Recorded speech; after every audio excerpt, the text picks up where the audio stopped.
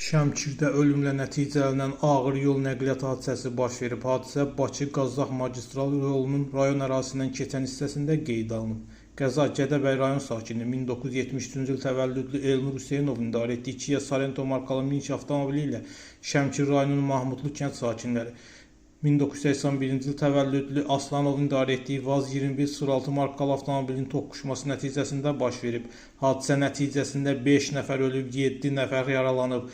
Yaralıların bəzilərinin müalicəsini Şəmkir rayon mərkəzi xəstəxanasında, digərləri isə Gəncə şəhərində yerləşən xəstəxanaların birində davam etdirir.